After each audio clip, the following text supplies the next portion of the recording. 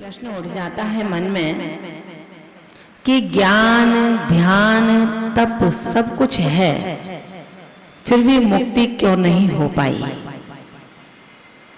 ज्ञान, ध्यान है, तपस्या उत्कृष्ट है, लेकिन मुक्ति अभी भी नहीं हुई। मुनि व्रत धारे अनंत बार ग्रीवक उपजायो। अनेकों बार मुनि व्रतों को धारण कर लिया, न जाने कितनी बार नवग्रीवक तक हम जा चुके हैं, लेकिन उसके ऊपर क्यों नहीं जा पा रहे हैं। कारण क्या है।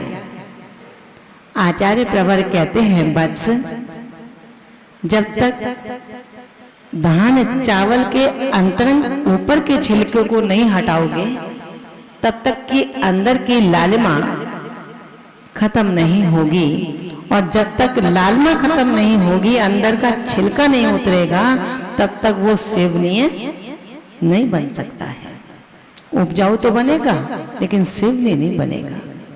यानी कि जब तक बहिरंग परिग्रह को हम दूर नहीं करेंगे, तब तक अंतरंग परिग्रह के त्यागी नहीं हो सकते हैं। यहाँ पर किसी के पास कोई परिग्रह नहीं है, बहुत मामूली है। एक साड़ी है, 4 चूड़ियां हैं, और ये है वो है, लेकिन वैभव है कितना, वैभव है कितना। ध्यान रखना, जो वैभव है उसमें मेरे अगर मूर्छा परिणाम है, ममत्व भाव है, तो वैभव आपका है और राग की परिणति निरंतर वर्धमान है। ठीक है ना। बहुत छोटा सा उदाहरण है, एक सेठ है और एक भृत्य है, दोनों में अंतर है ना। भृत्य माने नौकर, दोनों में अंतर है ना। सेठ घर में बैठा है एयर कंडीशन में, 2 सेवक उसके पंखा चला रहे हैं, एक थाली लेकर के खड़ा हुआ है, साहूकार है, सेठ है, और एक जो भृत्य है, मुनीम है, वो तिजोरी के पास बैठा है, इर्द गिर्द नोटों की गड्डियां पड़ी हुई हैं। कर्म का बंधक, राग की परिणति किसकी अधिक है, किसकी अधिक है। सेठ के पास तो पैसा भी नहीं है, आराम से घर पर है बेचारा, हैं? ध्यान रखना, उत्तर सही है। सेठ निरंतर राग बंध दशा को प्राप्त होता चला जा रहा है, क्योंकि उसको पता है मेरा मुनीम मुझे आकर के बताएगा कि आज कितना मुनाफा हुआ है, उसको पता है। लेकिन नौकर को क्या है, उसे तो जो तनख्वाह मिलनी है वो मिलनी है, उससे कोई लेना देना नहीं है। राग की परिणति जहाँ हो रही है, आज इसी विषय को लेकर के चलेंगे, क्योंकि कल हमने कौन सा काव्य पढ़ा था, जिनान जिताराती। जिनान, जिनान माने जिनेंद्र प्रभु, है ना। माँ जिनवाणी की स्तुति के उपरांत अब हम सब चलते हैं, जिनान कौन है। ठीक है ना। एक बार काव्य पढ़ लेंगे, उसके बाद में उसके अर्थ और भावार्थ की ओर चलेंगे।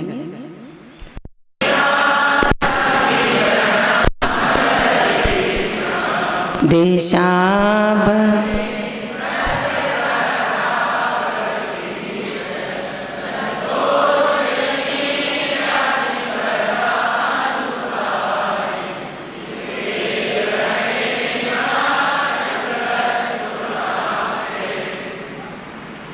जो नए शरणार्थी बैठे हैं, हाथ ऊंचे कीजिए, कौन है। काफी लोग हैं, ठीक है। एक बार जो नए लोग बैठे हैं वो उच्चारण करेंगे, आप लोग सब मौन रहना। आप एक बार बोलिए सभी लोग।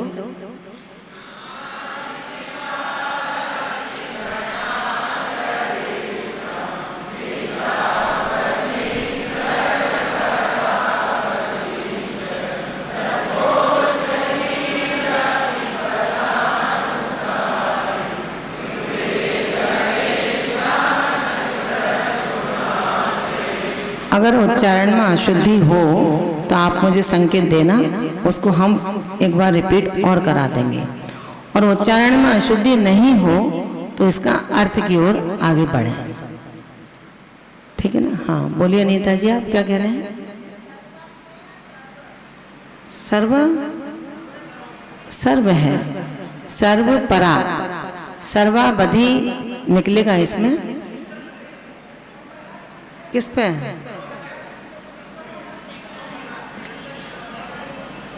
नहीं वो मिस्टेक है, बिंदी लगी है, सर्वम नहीं है, सर्व परावधिष्य, बिंदी नहीं है। माइक दो इनको, माइक क्या कह रहे हैं इनकी?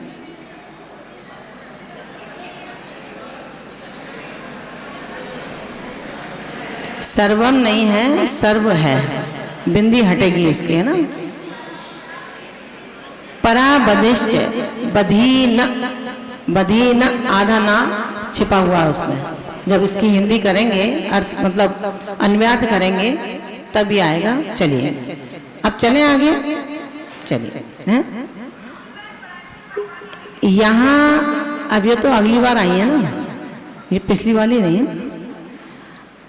जिन क्या कहा है? जिनान। अब ध्यान से आप लोग सुने, जिनान, जित आराती, जित आराती, जित माने जीत लिया है, आराती माने शत्रुओं को जिसने, शत्रु कौन से? पड़ोसी, कर्म शत्रु को जीत लिया है, कर्म शत्रुओं को जिसने। कौन से कर्म है वो? घातिया रूप कर्मों को हे जिनेंद्र आपने जीता है। कैसे हैं वो जिनेंद्र? गणान गरिष्ठान, गुणों में गरिष्ठ हैं, भारी हैं। समझ में ना? गरिष्ठ भोजन, गरिष्ठ कर लेते हैं, कमजोर व्यक्ति को गरिष्ठ भोजन दिया जाता है और तंदुरुस्त व्यक्ति को सात्विक भोजन दिया जाता है, चैन से जीता रहे, है ना? गणान गरिष्ठान, क्या कहा? जो गुणों में गरिष्ठ हैं, ऐसे हे जिनेंद्र प्रभु। इसके बाद देशा बधि, सर्वाबधि और पराबधीन च। देशाबधि, सर्वाबधि, च माने और, परमाबधि के धारक हैं। क्या कहा है? आचार्य सकल कीर्ति जी महाराज सबसे पहले जिनेंद्र प्रभु को नमस्कार करते हैं, तदुपरांत जो देशावधि, सर्वावधि और परमावधि के धारक हैं एवं सत्यकोष्ठ बीजादि पदानुसारी, कोष्ठ रिद्धि, बीज रिद्धि और पदानुसारी रिद्धि के धारक हैं। ऐसे गणेश अपि, ऐसे गंधर्व देवों की, अहम माने मैं, तद गुणाप्तये, उनके गुणों की प्राप्तये माने प्राप्ति के लिए स्तुवे, स्तुति करता हूँ, वंदना करता हूँ। क्या आया कि जिनेंद्र प्रभु जो हैं, जिन कौन है? जिन किसे कहेंगे अपन? जिन्होंने, जिन्होंने यहाँ जिनेंद्र भगवान जिनको नमस्कार किया है और 4 घातिया रूप शत्रुओं को नाश किया है। ध्यान से सुनना, 4 घातिया रूप शत्रुओं को नाश किया है। यहाँ बात चल रही है 13वें स्थान में जो बैठे हुए हैं, है ना? केवल ज्ञान प्राप्त कर लिया है, लेकिन जैन दर्शन के सर्वोत्कृष्ट श्रुत आख्याता कहते हैं ये 13वें स्थान का जिन है और ये 4वें स्थान का जिन है। कोई है यहाँ पर 4वें स्थान वाले के? कोई बैठे हो तो हाथ ऊंचे करें। चौथा गुण स्थान वाला कोई जिन है क्या? है क्या? ये इनके पास पांचवा गुण स्थान है इनके पास। अच्छा, पांचवा गुण स्थान है। अच्छा, ये कह रहे हैं, आप तो नहीं कह रहे? है क्या कोई गुण स्थान? कौन सा? पांचवा। माइक ले लो ना भैया, अच्छे समझ में मेरे भी आएगा और तमाम लोग इसको देख रहे हैं वो भी समझेंगे कि सवाई माधोपुर में चौथा पांचवा स्थान वर्ती श्रावक है। कौन सा स्थान है? अभी पिछले वर्ष महाराज जी से देश व्रत लिया था। कितनी प्रतिमा ली थी? 2 प्रतिमा। पहली प्रतिमा का स्वरूप क्या है पता है क्या? पहली प्रतिमा का स्वरूप है दर्शन प्रतिमा है, नित्य देव दर्शन करना, ये काम होता है उसमें। पहली प्रतिमा, हाँ, देव दर्शन करना, पूजा अभिषेक करना। भैया नाम क्या बताया आपने? दिनेश जी, बैठ जाइए। देखिए, शायद पहले भी बताया होगा और नहीं बताया हो तो अब सुन लें आप लोग शांति से। दिनेश जी का कहना है कि मैंने देश व्रतों को ग्रहण किया, इस अपेक्षा से मेरा पांचवा गुण स्थान है। ठीक है, यहाँ तक कोई परेशानी नहीं है। पहली प्रतिमा का स्वरूप है दर्शन करना जिनेंद्र प्रभु के अच्छी तरह से। दिनेश जी यही है ना आपका उत्तर? उत्तर यही है ना? भगवान के प्रतिदिन अच्छी तरह से दर्शन करना। अब मैं दिनेश जी से ये प्रश्न करती हूँ कि जिस समय आपका पोता, क्योंकि आपको अपना तो सुध नहीं होगी, छोटे से बच्चे को क्या ध्यान रहता है, आपका पोता पोती कोई तो होंगे परिवार में। जब वो जन्म के बाद 45 दिन के हुए, आपने उनको प्रथम दर्शन कराए होंगे, वहां पर क्या संकल्प दिया गया? उस बच्चे से क्या कहा गया?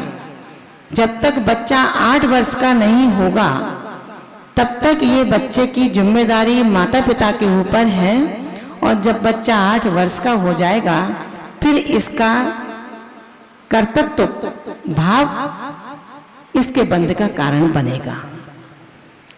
मध्य मास मधु और 5 उदंबर फल, इनका त्याग कराया जाता है 45 दिन के बच्चे को। जैनत्व के 3 मंत्र दिए जाते हैं: प्रतिदिन दर्शन करना, रात्रि में भोजन नहीं करना और पानी छान करके पीना। ये जैनत्व के 3 मंत्र उस बच्चे के कान में, जो कोई मुनराज होते हैं, आर्यिकाएं होती हैं, विद्वान होते हैं, और कोई भी नहीं होते तो मंदिर के जो पुजारी गण होते हैं वो भी कर देते हैं। ठीक है ना? तो ये जैन दर्शन की परंपरा का श्रावकत्व यहाँ से प्रारंभ होता है, जहाँ जैनत्व के 3 लक्षण उसके कान में डाले गए। तो ये प्रतिदिन दर्शन करना तो वहीं से प्रारंभ हो गया। तो देश व्रत से ये दर्शन की विधा कहाँ से आई? प्रतिदिन देव दर्शन देश व्रत ले लेंगे तब दर्शन करेंगे, उससे पहले प्रतिदिन दर्शन का नियम नहीं है। तो जैनत्व कहाँ पर है? दिनेश जी विचार करना जरा। दर्शन प्रतिमा का स्वरूप आचार्य अमित समंत भद्र स्वामी ने रत्नकरण शापकाचार्य ग्रंथ के अंतर्गत बताया है। सम्यक दर्शन शुद्धा संसार शरीर भोग निर्विणा, पंचगुरु चरण शरणा दार्शनिक तत्व पथगृह। ध्यान रखना आप लोग भी। देश व्रत कहने में तो कुछ नहीं लगता, फिसल जाता है। समझने की कोशिश कीजिए। उन्हीं व्रतों का पालन सार्थक है जो हम अर्थ सहित करेंगे। मानवता को कौन पूछता? मानव को कौन पूजता? मानवता पूजी जाती है। साधक को कौन पूछता? साधकता पूछी जाती है। ध्यान रखना।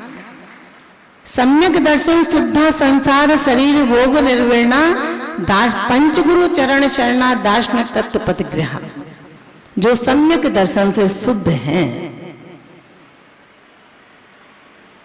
समय मेरे पास बहुत कम है। सम्यक दर्शन से शुद्ध है। अब सबसे पहली बात आती है, सम्यक दर्शन क्या है? सम्यक दर्शन देवसास गुरु पर श्रद्धान करना सम्यक दर्शन है। ये तो तोते की रटी भाषा है। ये सम्यक दर्शन मात्र से आप प्रतिदिन दर्शन करने आते हैं, देवसास गुरु पर मैं श्रद्धान करता हूं कहने से सम्यक दर्शन नहीं हो सकता है। तो क्या है सम्यक दर्शन? शुद्धा, जो सम्यक दर्शन से शुद्ध है। संसार शरीर भोग निर्विण्णा, संसार शरीर और भोगों से रहित है। पंच गुरु चरण शरणा, जो पंच गुरु की शरण को प्राप्त है वो दर्शन प्रतिमा का धारी है। ध्यान रखना दर्शन प्रतिमा क्या है। 25 मल दोषों से रहित सम्यक दर्शन। यहीं से अपनी बात का प्रारंभ करती हूं, आप लोग ध्यान से सुनना सभी। जिन संज्ञा उपलक्षित कैसे होती है। 25 मल दोषों का त्याग। 25 मल दोष कौन से हैं? 8 संकादी दोष, 8 मत, 6 अनायतन और 3 मूर्ता। 8 संकादी दोष भैया अपने पास नहीं है क्या? है? ध्यान रखना। नांगहीनम मनन चित्तम दर्शनम जन संततिम। ध्यान रखना, अंगहीन व्यक्ति सर्वांग सुंदर कहलाएगा क्या? आंख नहीं हो सर्वांग सुंदर कहेंगे क्या? नहीं कहेंगे। जिस तरह से अंगहीन व्यक्ति अपने सर्वांग सुंदरता को प्राप्त नहीं होता, उसी प्रकार से अंगहीन आत्मा कभी भी मल का निवारण करने का कारण नहीं हो सकता। मल का तात्पर्य मिथ्यात्व को धोने में समर्थ नहीं हो सकता। अगर जरा सा भी नहीं है, एक कणका चाहिए दूध को, अमृत को विष करने के लिए। एक कणका की पर्याप्त है, ज्यादा नहीं चाहिए। नीलमणि, इंद्र नीलमणि पात्र भरा दूध रखा है, उसमें डाल दिया जाए तो दूध पूरा नीला नीला दिखाई देता है। इसलिए संकादी 8 दोष मेरे पास है या नहीं खोजिए। व्यापार की बहियों को तो बहुत संभाल लिया, अब आत्म व्यापारी बनिए, उसके बही खातों को संभालिए। किस प्रकार से मैंने अपने देश व्रतों को ग्रहण किया है और किस प्रकार से किए जाते हैं, ध्यान रखना। जिसने अभी देश व्रत भी ग्रहण नहीं किया है, केवल सम्यक दर्शन को प्राप्त किया है, वो सम्यक दृष्टि आत्मा चौथे गुण स्थान से जिन संज्ञा को प्राप्त हो जाता है। सम्यक दृष्टि आत्मा जिन संज्ञा को प्राप्त होता है। अब वो जिन कैसा है? जिसने अनंतान बंधी 4 प्रकृतियों को नाश कर दिया, क्षय कर दिया, और मिथ्यात्व की 3 प्रकृतियों को नाश कर दिया। इन 7 प्रकृतियों के नाश से क्षय सम्यक दृष्टि बन जाता है। सम्यक दर्शन शुद्धा नारक तिर्यंज नपुंस स्थित्वानि, ये शुद्ध सम्यक दृष्टि, ये क्षय सम्यक दृष्टि। ध्यान रखना, ऐसा क्षय सम्यक दृष्टि जिसके पास में 25 मल दोषों का कोई भी स्थान नहीं है, किंचित भी स्थान नहीं आ सकता है। अब अपने पास बहुत सबकी बात नहीं कर रही हूं मैं केवल आपके व्यापार की बात करती हूं। आपके पास उपगुहन अंग है क्या? अनुगुहन दोष तो बैठा होगा, लेकिन उपगुहन है क्या? स्थितिकरण दोष बैठा होगा, लेकिन स्थितिकरण अंग है क्या? नहीं है। तो कैसा सम्यक चौथा गुण स्थान? जब चौथा ही नहीं है तो 5वें की व्याख्या सोचना ही व्यर्थ है। ध्यान रखना, ये मैं नहीं कह रही हूं, ये श्रुत सिद्धांत कह रहे हैं। मेरी तो चलती क्या है, मूली भी नहीं हूं तो मामूली कैसे बनूंगी। ध्यान रखना, चौथा गुण स्थान भी जब मेरे पास में नहीं है, क्यों नहीं है? शंकादि 8 दोष मेरे भीतर बैठे हैं। शंकादि 8 दोष जब मेरे भीतर बैठे हैं, आचार्य उमा स्वामी भगवंत कहते हैं दूसरों की बात मत कहो, अगर कहोगे उच्च गोत्री होकर के भी नीच गोत्र के आश्रय की तैयारी कर रहे हैं। ध्यान रखना, इधर की बुराई उधर की भलाई, अपने गुणों का बखान करना ये सम्यक दृष्टि का काम नहीं है। सम्यक दृष्टि तो शांत है, तर्क वितर्कों से बहुत दूर है, उसके पास किसी प्रकार का भी तर्क उसके अंक में नहीं होता है। इसलिए मित्रों, कहा गया है छायक सम्यक दृष्टि इतना दृढ़तर होता है, दृढ़तम दृढ़तर, इतना दृढ़ होता है कि तर्क तथा आगम विरुद्ध वचनों से कभी भ्रष्ट नहीं होता है। हमारे अंदर कितना शौर्य है, अपने को तौलिए। उपगुणानंद कहता है ढको, उपगुणानंद कहता है ढको, फाड़ो मत, सियो सुई बनो, कैंची मत बनो। अपन लोग क्या बनते हैं ये आप जानिए, लेकिन बनना क्या है? सुई की तरह, पीड़ा भी ना हो और सिल भी जाए, छेद भी ना हो और सिल भी जाए। अब उसकी जगह कपड़ा सिलना है, सुई से सूजा ले लिया तो सिलेगा क्या कपड़ा? वो तरीका भी तो नहीं है अपने पास अभी। तो सम्यक दर्शन शुद्धा, जो सम्यक दर्शन से शुद्ध हैं, समझना। अब सम्यक दृष्टि क्या करता है भैया? क्या करता है? वो किसी से डरता नहीं है,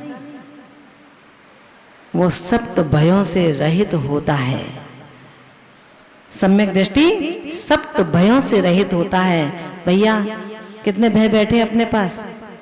कोई नहीं है, सभी हैं। सम्यक दृष्टि सप्त भयों से रहित है, लेकिन सर्व भयों से रहित नहीं होता।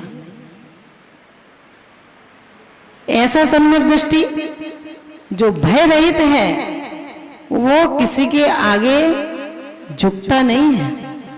किससे किससे नहीं झुकता? आप लोग तो अर्थ विन्यासी है ना, अभी अर्थ लगा लोगे माता जी, हमसे फिर क्यों कहते हो विनय गुण रखिए। वो झुकता नहीं है किसके आगे? भयासा इसने लोवाश्च कुदेवागम बिंदना प्रणामम विनियम चैव न कुरु शुद्ध दृष्टि। भय से, आशा से, स्नेह से, भयासा स्नेह लोभाश्च, लोभ से किसी के आगे नहीं झुकता कि आप मुझे पैसा दोगे, आओ जयजनंद भैया आज क्या बात हो गई, भाई व्यापारी हैं, इनसे मेरी सौदा होगी, कम दाम में हो जाए। सम्यक दृष्टि को कोई लेना देना नहीं है लौकिक व्यवहार से। सम्यक दृष्टि हमेशा बहुत ऊर्ध्वगामी होता है। ऐसे अनादि मिथ्या दृष्टि जीव। तो दर्शन प्रतिमा का क्या तात्पर्य हुआ, समझ में आया? अब कभी नहीं कहना कि दर्शन प्रतिमा का तात्पर्य है अच्छे से दर्शन करना। दर्शन प्रतिमा का तात्पर्य अच्छे से दर्शन करना, प्रतिदिन दर्शन करना, ये नहीं है। दर्शन प्रतिमा का तात्पर्य है दर्शन यानी कि श्रद्धान। यहाँ दृश्य धातु देखने के लिए नहीं, यहाँ दृश्य धातु श्रद्धान के लिए आ रही है। तत्वार्थ श्रद्धानम सम्यक दर्शनम। तत्व और अर्थों का सम्यक श्रद्धान होना सम्यक दर्शन कहलाता है। तत्व सूत्र पढ़े होंगे और नहीं पढ़े हों तो परिव्राज पर्युषण में पढ़ेंगे। उसके बाद पुनः तत्व सूत्र के अध्ययन की मैं इच्छुक हूँ। आप सभी लोग आएंगे तो तत्व सूत्र का अध्ययन इस बार करेंगे, ठीक है? तत्वार्थ श्रद्धानम सम्यक दर्शनम। तत्वों का समीचीन श्रद्धान सम्यक दर्शन कहलाता है। इसी तरह यहाँ पर कहा है सम्यक दर्शन शुद्धा। जो सम्यक दर्शन से शुद्ध है, संसार शरीर भोगों से रहित है, पंच गुरु की शरण को प्राप्त है, वो सम्यक दृष्टि है। चौथा गुण स्थान बढ़ती है। जिन संज्ञा चौथे गुण स्थान से प्रारंभ हो गई, निजरा के स्थान उसके प्रारंभ हो गए। किसके? सम्यक दृष्टि से। 8 मदों से रहित है। मद अहंकार, घमंड है, दंभ, अपने पास है क्या? किसी के पास? सबके पास है।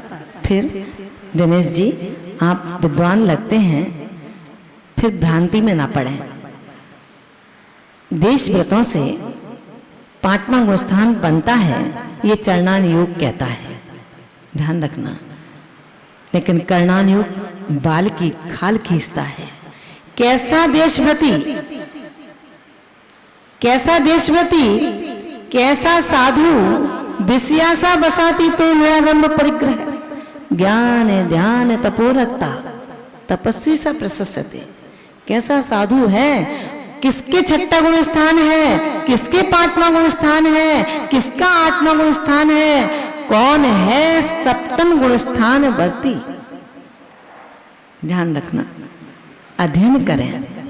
जिन संज्ञा जिनान जिता राती, जित आराती, जीत लिए हैं अष्ट 4 घातिया कर्म रूप शत्रुओं को जिन्होंने। ऐसे जिन, अब जिन संज्ञा में हमें जिन संज्ञा क्यों नहीं मिल पा रही? मनीषा जी, क्यों नहीं मिल पा रही? हम लोग सभी बैठे हैं, क्यों नहीं हो पा रही? क्योंकि इस जिन संज्ञा में मोह और मिथ्यात्व बाधक है।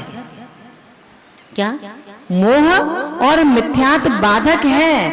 ये आपको जिन संज्ञा से उपलक्षित नहीं होने दे रहा। मोह क्या है? क्या है मोह? मोह क्या है? शराब क्या है? जो स्वयं को भुला देती है, अपनों को भुला देती है ना? ऐसे ही मोह मदिरा है। मोह भी मदिरा है, ये पंडित दौलत राम जी कहते हैं। अभी एक बात आई थी कि पंडित दौलत राम की 6 डाला लगती है एक आंख बालों जैसी, और अब नई 6 डालाएं बनी हैं, वो लगती हैं 2 आंख वालों जैसी। मित्रों, मैं आपको ये बात बताना चाहती हूं, पंडित दौलत राम जैसा विद्वान, जिनकी 6 डाला पर कोई भी उंगली न उठा सका, लेकिन आज के नए नए ज्ञानी विद्वान आए, वो अपनी 6 डाला लिख करके पंडित दौलत राम की 6 डाला को एक आंख की 6 डाला बताने लगे, जिसमें समय सार का सार भरा पड़ा है। ऐसी 6 डाला को हम आत्मसात करें। और इतना ही नहीं, पंडित दौलत राम जी ने जब इसी 6 डाला के समय सार के तर्ज पर 24 ठाना देने का प्रयास किया है, समझिए 24 स्थान किसके हैं। मैं विषय से विषयांतर नहीं होना चाहती हूं, लेकिन संदर्भ जैसा चल जाता है, कहने में वो आने लगता है। जिन संज्ञा मोह, मोह मोह महामद पियो अनादि, भूल आपको भरमत बाद। हे संसारी चेतन आत्मा, कब तक मोह के जाल में फंसे रहोगे? जिसको तुम अपना मानते हो वो सत्यार्थ तुम्हारा नहीं है। जिस प्रकार रात्रि में सोते हुए आप स्वप्न देखते हो, स्वप्न में राजा महाराजा बन गए हो, सुंदर सुंदर पत्नी आपके पास में है, छोटे छोटे बच्चे आपके ऊपर चढ़ रहे हैं, आनंद की नींद आ रही है, जैसे ही आंख खुलती है सब कुछ गायब हो जाता है। मन कहता है कि अरे कितना सुंदर स्वप्न देख रहा था, यहाँ तो एक पत्नी है, वहां तो हजारों पत्नियां थी। आनंद में डूब रहा था कि हे निद्रा, तू कहाँ चली गई? बनी रहती तो कितना अच्छा होता। मित्रों, जैसे रात के स्वप्न भंग होने पर परेशानी हुई और कुछ नहीं रहा, इसी प्रकार अभी हम खुली आंख का सपना देख रहे हैं। ये पत्नी है, ये पति है, ये बच्चे हैं, ये फार्म हाउस है, ये मेरा सोना है, ये मेरी गाड़ियां हैं, ये खुली आंख का सपना है। आंख खुलते ही सपना दूर हो जाता है, ये आंख बंद होते ही सब कुछ समाप्त हो जाएगा। ये खुली आंख का सपना देख रहे हो कि ये मेरा है।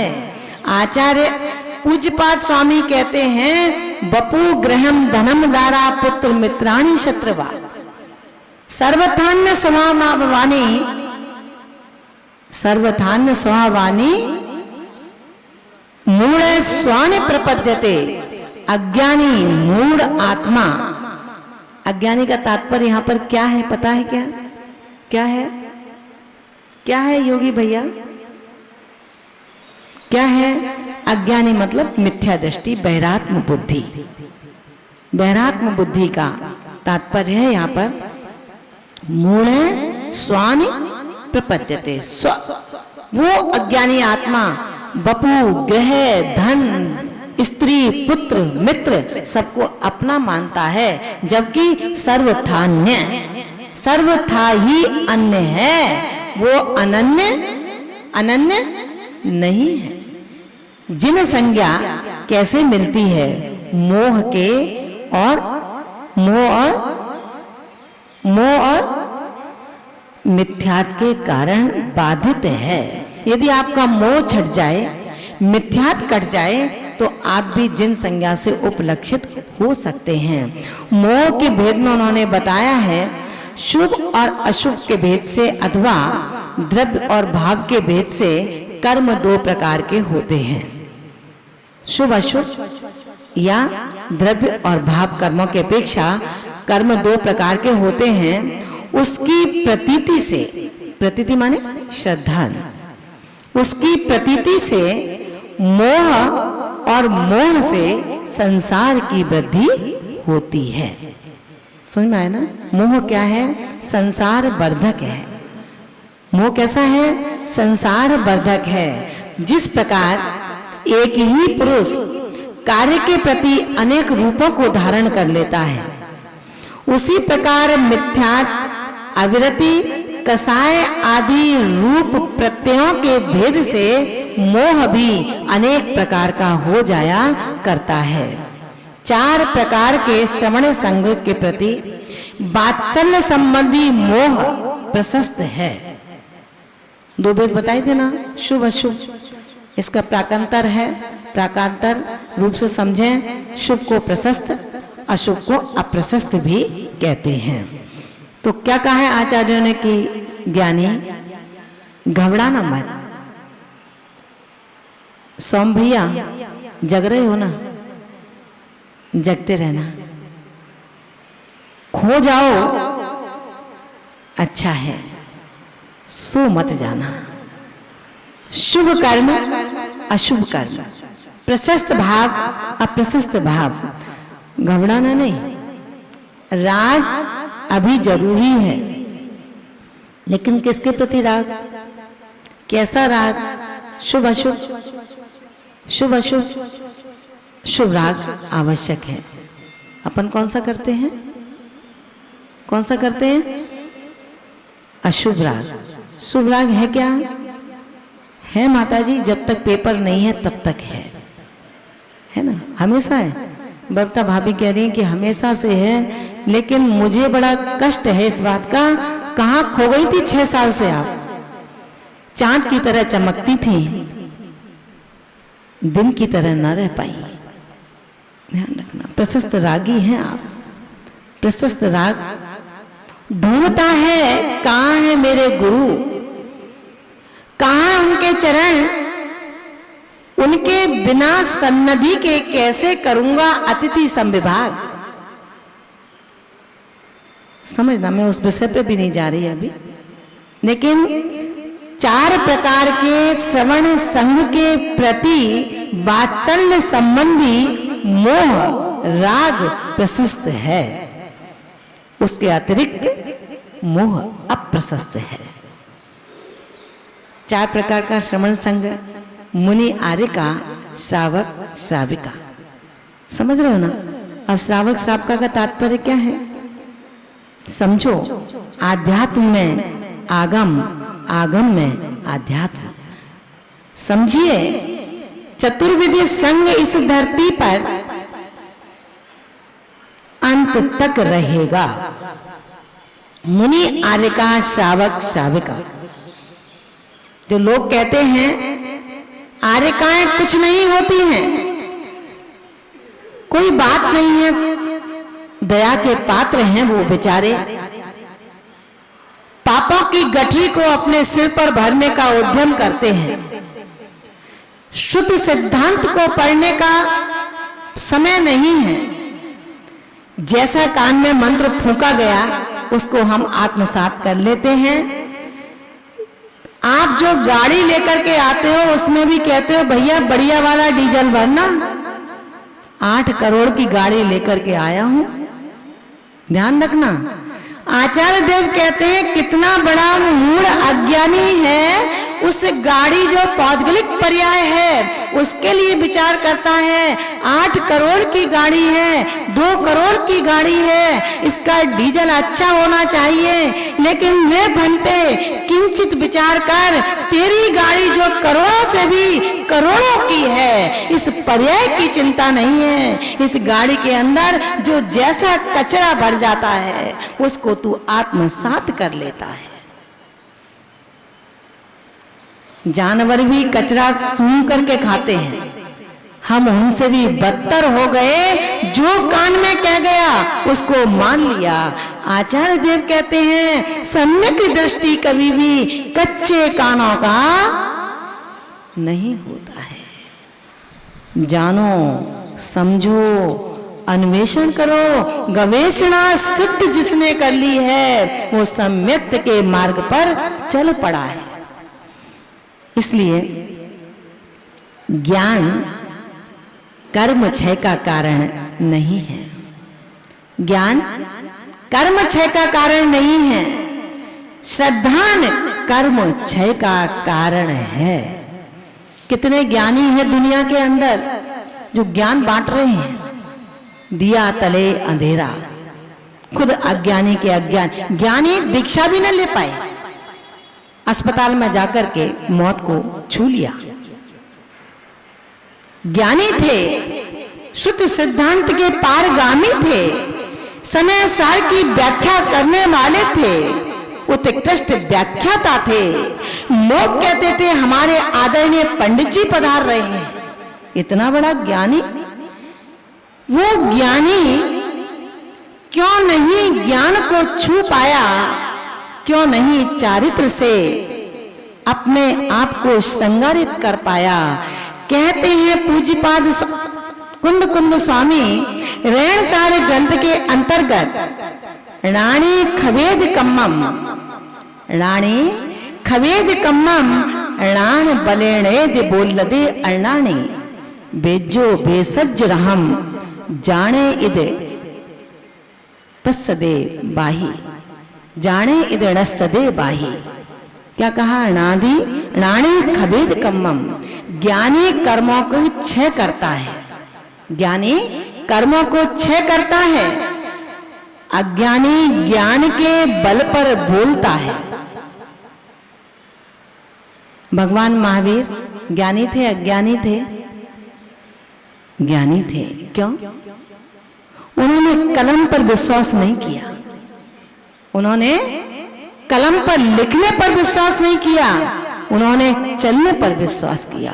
चलो, लिखना सरल है, चलना कठिन है। जो चल कर के लिखे वो महान है। समझना। राणी खवेद कम्मम, ज्ञानी कर्मों की निर्जरा करता है, क्षय करता है।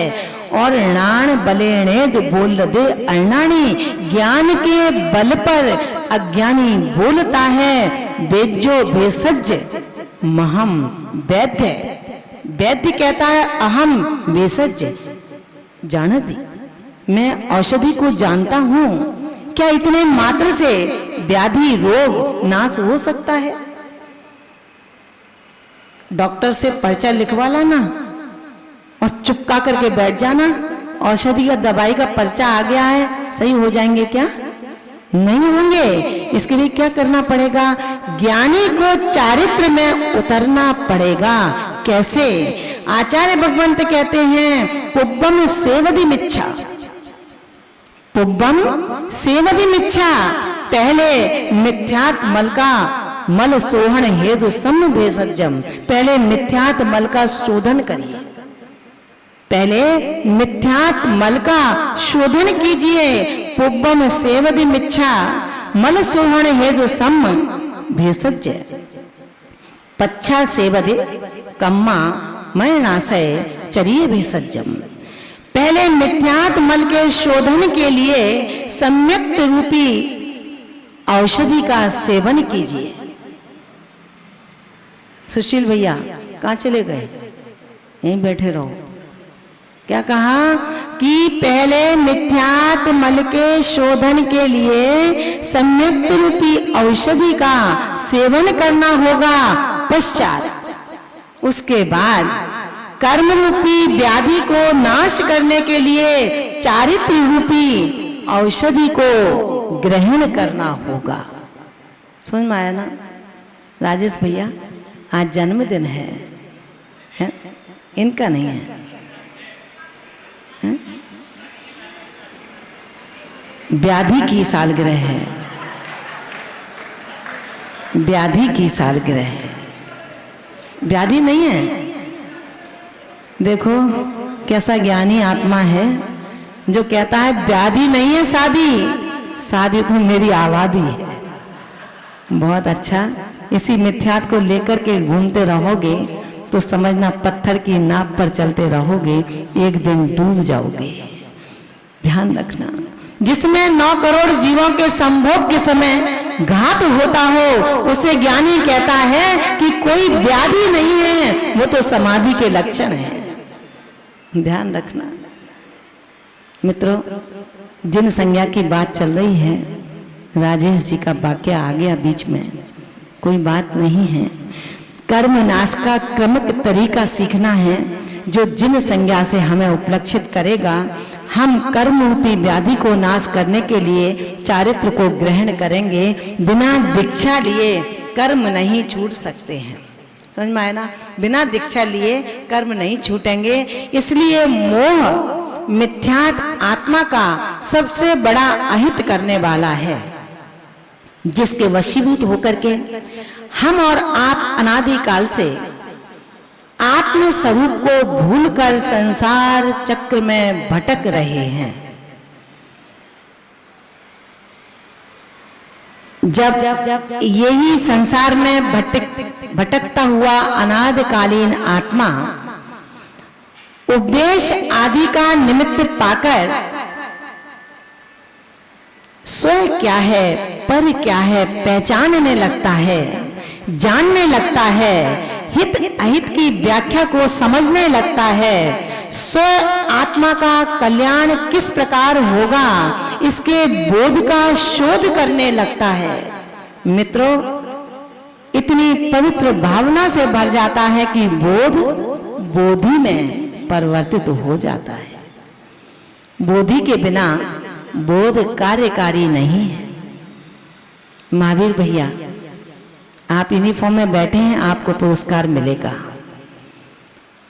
जो महिलाएं अपनी यूनिफॉर्म में आज आई हैं वो इसलिए पुरस्कृत की जाएंगी कि रात्रि में मिली तो क्या है, जो जागरण के साथ हैं वो सम्मान के पात्र हैं, है ना? जागरण के साथ हैं। जागरण हमारे बोध का शोध कराता है। जागरण बोध से बोधि की ओर ले जाता है। आत्म कल्याण की प्रवृत्ति अब उसके प्रारंभ हो जाती है। अब उसको जिनत्व की पहली श्रेणी का उपहार मिल जाता है। जिन संज्ञा कहाँ मिल गई? यहाँ पर चौथा गुण स्थान हो जाता है। जिसने अपना अनंतान बंधी तो बहुत दूर की चीज है, पहले 5 लब्धियों को करेगा। क्षयोपम लब्धि, विशुद्धि लब्धि, देशना लब्धि, प्रायोग लब्धि और करण लब्धि।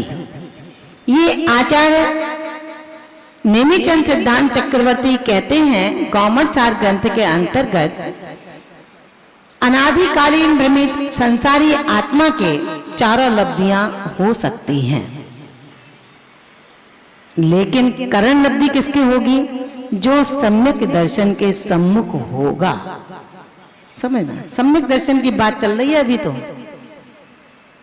अभी तो पहले गुणस्थान की बात है। ये सब कुछ, ये सब पहले गुणस्थान का काम हो रहा है। मिथ्या दृष्टि कर रहा है। मल कौन धोएगा? ऐसे नहीं बैठो। मल कौन धोएगा? जो मली होगा, जिस पर मल चढ़ा है वही तो धोएगा। कपड़े कौन बदलेगा? जिसके फटे गंदे कपड़े वो बदलेगा। जिस पर कपड़े फटे नहीं है, अच्छे पहना है, क्यों बदलेगा? समझना। मोक्ष का पुरुषार्थ कौन करेगा? जो संसार में है। मोक्ष वाले करेंगे क्या? नहीं करेंगे। इसी तरह जो मल का शोधन कर रहा है, अब मल का शोधन कैसे होगा? क्षायोपशमिक लब्धि से प्रारंभ होगा। क्षायोपशमिक लब्धि आपके कर्म मल जो हैं, उन कर्म मलों को क्षाय लब्धि क्या करेगी? वो क्षायोपशमिक लब्धि क्या करेगी? जो जीवों के कर्म मैल रूप चढ़े हुए हैं, उनको प्राय प्राय कम करने का काम करेगी। कैसे? अब आप बोध को प्राप्त हो चुके हैं। मेरे गुरु ने कहा है, शुद्ध और सिद्धांतों के माध्यम से बताया है, 8 दोषों का परिहार कीजिए। जिनेंद्र वचनों में किंचित भी शंका ना करो। पंचम काल तक चतुर्विध संग इस धरती पर मौजूद रहेगा तो रहेगा, उसमें टस से मस हमें नहीं होना चाहिए। अब श्रावक साहब का, मुनि आर्य का, इनके पीछे विसंवाद की स्थिति मिथ्या दृष्टि बनाएगा, जो संसार में अनंत काल से भटकता आ रहा है और अनंत काल तक निरंतर भटकता रहेगा। मुनिव्रत धारे अनंत बार ग्रीवक उपजायो, पे निज आत्म ज्ञान बिना सुख लेस न पायो। आत्मबोध नहीं हो पाया, भेद विज्ञान नहीं हो पाया, इसके कारण हम संसार में अटके के अटके रहे। 5 लब्धि, क्षयोपशम लब्धि, विशुद्धि लब्धि, देशना लब्धि और प्रायोग लब्धि, करण लब्धि, ये 5 लब्धियां हैं, जिन लब्धियों के माध्यम से अशुभ कर्म जो मैल रूप है ज्ञानावर्णादिक, उनका समूह अनुभाग जिस काल का समय समय से अनंत गुण से घटता जाता है, अनुभाग समय समय घटता है। किसका? ज्ञानावर्णादि 8 कर्मों का। 8 कर्म अपने पीछे है ना, कौन कौन से? ज्ञानावर्णी, दर्शनावर्णी, मोहनी, अंतराय, ये 4 घातियां हो गई। आयु, वेदनीय, आयु, नाम और गोत्र, ये 8 कर्म हैं।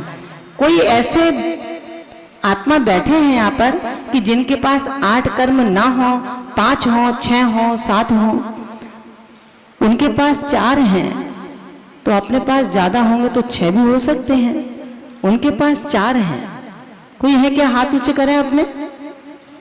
8 से कर्म किसी के कम हो तो कोई पुरुषार्थ क्या हो, कोई दिखेगा थोड़ा ही, दिखेगा थोड़ा ही, साधक दिखेगा नहीं, वो साधारण रहेगा, बाधित दिखेगा, उधम उपद्रव करता है। कोई है ऐसे साधक?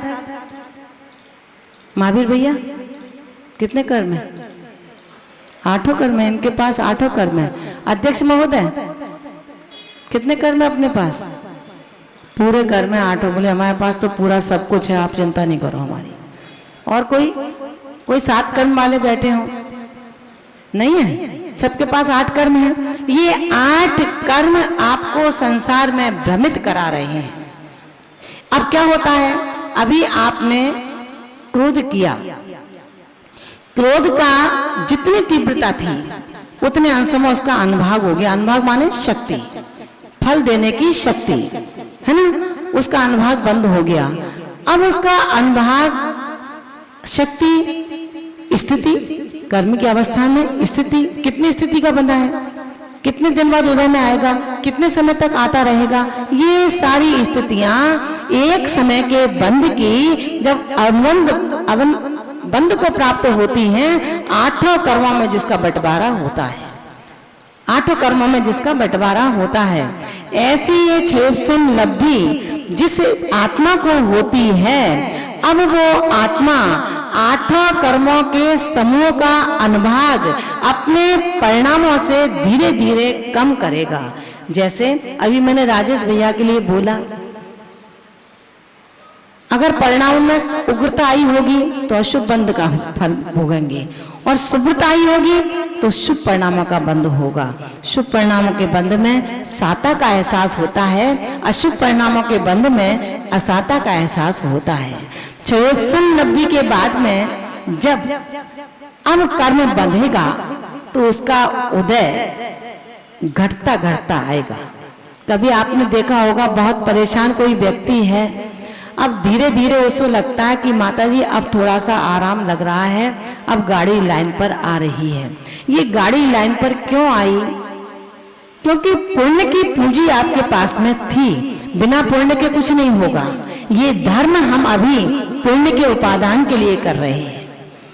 जब ऊंचे ऊंचे श्रेणी में बढ़ते जाएंगे तो पुण्य भी छूटेगा, लेकिन अभी मत छोड़ के बैठ जाना कि मैं अभिषेक नहीं करूंगा, मैं प्रतिक्रमण नहीं करूंगा, मैं सामायिक नहीं करूंगा, मैं आहार नहीं दूंगा, मैं जिन रथ यात्रा नहीं निकालूंगा, मंदिर नहीं बनाऊंगा, प्रतिमा नहीं दूंगा, सब में पुण्य होता है, मैं पुण्य नहीं करूंगा। अरे भैया, पुण्य नहीं करोगे तो पाप करोगे क्या? अभी पुण्य उपादेय है अपने लिए, अभी पुण्य करना है, पाप को बुद्धि पूर्वक छोड़ना है। ये है क्षयोपशमिक लब्धि। क्षयोपशमिक लब्धि के बाद में विशुद्ध लब्धि। जो क्षयोपशम किया आपने किसका? कर्म रूप मल का। कर्म रूप मल का जो क्षयोपशम हुआ है, उससे आपके परिणामों में विशुद्धि आई। विशुद्धि से सुप्रकृतियों का बंध हुआ, और जो सुप्रकृतियों का बंध हुआ, कौन सी प्रकृति का? साता आदि शुभ प्रकृतियों का बंध हुआ, ये विशुद्ध लब्धि कहलाई। शुभ प्रकृतियों के बंध से अशुभ अनुभाग घटा, अशुभ कर्म घटे, संकलेशता की हानि हुई। अब कसायों की इतनी तीव्रता न रही जो पहले थी। ये किससे हुआ? विशुद्ध लब्धि से। विशुद्ध लब्धि जब हुई तो प्रवचन में गए, गुरुओं के पास गए, उनकी वाणी सुनी, श्रुत को पढ़ा और उसको जाना। ये हुई हमारी देशना लब्धि। देशना लब्धि का तात्पर्य जिन गुरुओं के माध्यम से श्रेष्ठ गुरु जो हैं, स्वयं पंचाचार में लवलीन हैं और शरणागत को भी पंचाचार का उपदेश देते हैं।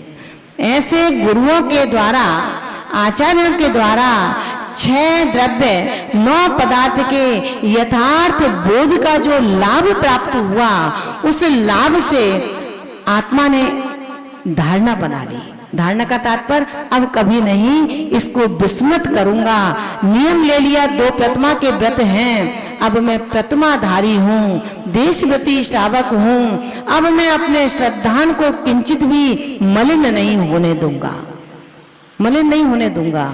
ऐसा सम्यक दृष्टि अब देशना लब्धि का पात्र बन जाता है, और जब देशना प्राप्त हो जाती है वहां पर बंध का अपकर्षण होने लगता है। अपकर्षण माने अशुभ आयु का, अशुभ बंध का अपकर्षण कम होना प्रारंभ हो जाता है, शुभ शुभ बंधना शुरू हो जाता है। बहुत कम शब्दों में बहुत ज्यादा व्याख्या इसलिए नहीं बताती हूँ, शायद अजीर्ण ना हो जाए। कभी सुना नहीं है ये सब कुछ, इसलिए विशुद्ध लब्धि बड़ी श्रेष्ठ है। आप यहाँ बैठे हैं, आप शुभ में बरत रहे हैं, आपका शुभ बंध चल रहा है। यहाँ का बैठना आपको कभी अत्यंत हितकारी सिद्ध होगा, चाहे वो अस्पताल में हो, चाहे सड़कों पर गाड़ी के माध्यम से हो। तनिक भी अगर शुभ कर्म का उदय आएगा, आपका बाल बांका कोई भी कर्म नहीं कर पाएगा। ये शुभ प्रवृत्ति देशना लब्धि का फल है। ऐसी 4 लब्धियों को प्राप्त होता है कौन? अनादि मिथ्या दृष्टि जीव। अनादि मिथ्या दृष्टि जीव का तात्पर्य है जिसने आज तक सम्यक्त को ग्रहण नहीं कर पाया है, जिसने आज तक सम्यक्त को ग्रहण नहीं कर पाया है, वो अनादि मिथ्या दृष्टि जीव क्षयोपशमिक लब्धि, विशुद्धि लब्धि देशना लब्धि प्रायोग लब्धि के माध्यम से अपने आप को शोधन कर रहा है, शोधन कर रहा है। शोधन करते करते अब उसका बोध जगता है और कसायों को कम करता है। मैं गुस्सा नहीं करूंगा। क्यों नहीं करूंगा? गुस्सा मेरा स्वभाव है क्या? स्वभाव नहीं है। जब स्वभाव नहीं है तो क्यों करते हो आप लोग गुस्सा? भैया स्वभाव नहीं है ना, फिर क्यों करते हो? आ जाता है। सुशील भैया कहते हैं क्या करूं? आ जाता है। भैया जैसे गुस्सा आ जाता है ऐसे मुंह का ग्रास भी बाहर आ जाता हो तो अच्छी बात है। आएगा क्या? नहीं आएगा। ध्यान रखना, क्रोध तुम्हारा स्वभाव नहीं है, राग तुम्हारा स्वभाव नहीं है। राग के साथ हो इसलिए पेले जा रहे हो। तिल को क्यों पेला? चिकनाई थी, समझ में आया ना? मूंगफली को क्यों मशीन में डाला? चिकनाई थी। उसमें चिकनाई है, खतरनाक नहीं है, लेकिन तुम्हारे भीतर जो चिकनाई है वो राग की चिकनाई है, अत्यंत खतरनाक है। ये राग की चिकनाई तुम्हें चैन से जीने नहीं दे रही है। ये राग की चिकनाई तुम्हें चैन से उठने नहीं दे रही है। इसलिए हमें जिनान जिता राती। हे जिनेंद्र प्रभु, आपको मैं इसलिए नमस्कार करता हूं कि आपने अपने आत्म शोधन की प्रवृत्ति का मार्ग ढूंढ करके उसको अपने में स्वीकार किया है। इसलिए चार घातिया कर्मों के आप नाशक हैं। कैसे हैं? चार घातिया कर्मों के नाशक हैं। इसलिए मैं आपको नमस्कार करता हूं। लेकिन जो सीमा सहित जानते हैं, जो सीमा सहित जानते हैं, वो कौन है? वो कौन कहलाते हैं? अवधि ज्ञानी। अवधि माने सीमा, अवधि है। राम को एक कौन सी रेखा थी? लक्ष्मण रेखा होती है ना? किसके लिए खींची थी? सीता के लिए। आप किसके लिए खींचते हो? चींटी के लिए, मच्छर के लिए, काकरोच के लिए खींचते हो ना? सीता के लिए लक्ष्मण रेखा खींची थी। इससे बाहर ना निकलना, निकलेगी तो न जाने क्या होगा। मित्रों, जो सीमा सहित जानते हैं वो अवधि ज्ञानी हैं। अवधि ज्ञान के तीन भेद बताए हैं यहाँ पर, देशावधि, सर्वावधि और परमावधि। ये तीनों ज्ञान कैसे हैं? सूक्ष्म सूक्ष्म हैं। देशावधि से अधिक सूक्ष्म, अधिक गहराई से परमावधि जानता है, सर्वावधि जानता है, और सर्वावधि से सूक्ष्म परमावधि जानता है। इसलिए अब हमें क्या समझना है? जो देशावधि ज्ञान है वो कैसा है? ये अवधि ज्ञान चारों गतियों के जीव को होता है। देशावधि अवधि ज्ञान चारों गति के जीवों को होता है। विशेषता इसकी ये है कि गृहस्थ अवस्था में तीर्थंकरों के भी होता है। माइक की व्यवस्था है अनीता जी, माइक पर बोलिए। कौन कौन किससे सूक्ष्म होता है ये मैं द्वारा बोलूं, आज्ञा का पालन करूंगी। बैठिए। देशावधि अवधि ज्ञान चारों गतियों के जीव को होता है। गृहस्थ अवस्था में तीर्थंकरों के भी होता है। देशावधि के भी तीन भेद हैं। देशावधि के भी तीन भेद हैं, जघन्य देशावधि, मध्यम देशावधि और उत्कृष्ट देशावधि। समझ में आया ना? देशावधि के तीन भेद हैं और आचार्य उमा स्वामी भगवंत ने इसी देशावधि के 8 वेदों का भी वर्णन किया है। कौन से हैं? वर्धमान, हीयमान, अवस्थित, अनवस्थित, अनुगामी, अननुगामी और प्रतिपाती, अप्रतिपाती। कितने भेद हुए? 8। ये 8 वेद होते हैं। ये 8 वेद भी देशावधि के कहलाया करते हैं। देशावधि से सूक्ष्म परमावधि ज्ञान है। देशावधि से सूक्ष्म परमावधि, परमावधि से सूक्ष्म सर्वावधि ज्ञान होता है। परमावधि ज्ञान जो होता है ये श्रेष्ठ है, परम उत्कृष्ट है। ऐसा अवधि ज्ञान जिनके है वो परमावधि जिन कहलाया करते हैं।